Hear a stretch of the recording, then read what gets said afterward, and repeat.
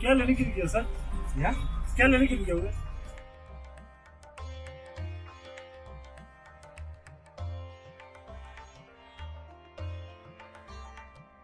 Hari ketiga kami bangun pukul 7, settle semua, lepas tu breakfast dekat market area.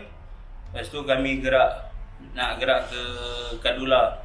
Kadula ni kami expect dalam 3 jam perjalanan pergi, 3 jam yang balik.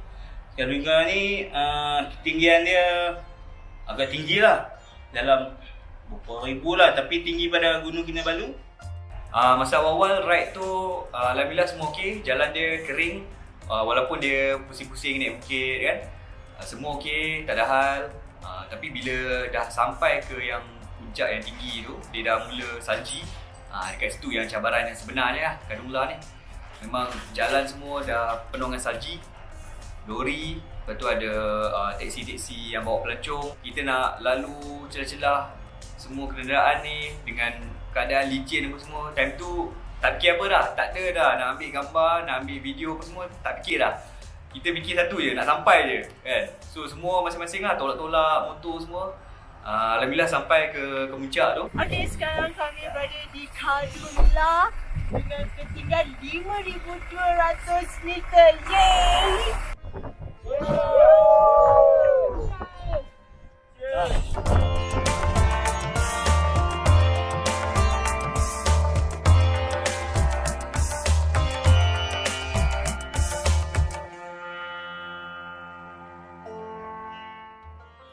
Okey, masa hari yang keempat tu kita nak ke Banguling. So kita orang bangun pukul 7 pagi. Sebab why kena 7 pagi tau? Sebab okey, 7 pagi tu perjalanan ke Banguling tu 200 km. Okey, dengar macam dekat kan, 200 km ni macam kalau plus highway tu alah kejap je kita boleh buat kan. But no. And then masa time tu masa naik atas tu, saya rasa masa tu I kena EMS tag kot. Walaupun dah ambil pil pun, tapi memang I dah gone. Kali ni lagi teruk pada Kadula sebab dia punya salji dia lagi tebal. Lepas tu cuaca dia pun memang sejuk gila. Jadi kat situ memang satu part tu kita dah stuck sebab kereta depan tu dia tak boleh lalu. Dia tak boleh naik bukit. Kita tolong tolak kereta tu. Tapi memang semput lah. Semua dah macam nak mati lah kan. Tolak tu, lepas tu 5 minit 10 minit ambil nafas dulu kan. Alhamdulillah masa tu ada lori tanah dekat belakang kami semua. So lori tanah ni dia macam nak bagi jalan tu untuk laluan untuk semua kenderaan.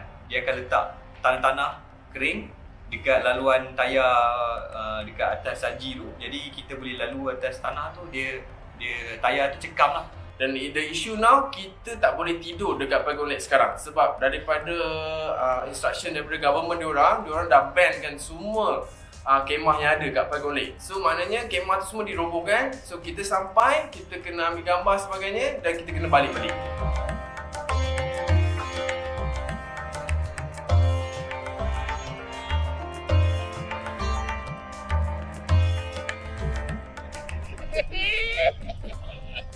Dah cakap Broken Riot di Panggung Lake.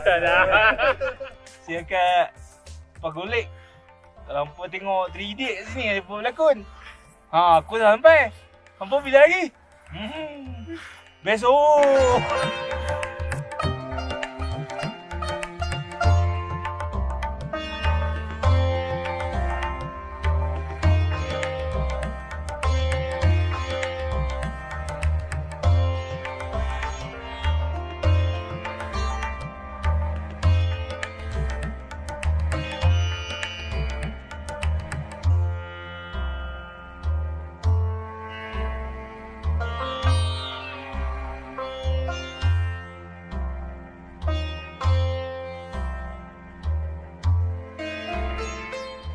Start enjin, lepas tu sekali Mumu tengah start enjin tu, berkang-kang bunyi.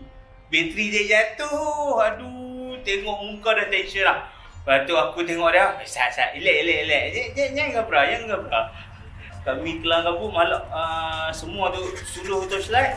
Tu berbetul bateri dia semua. Dengar sejuk semua, bila tak tahan. Lah semua dah settle. Settle.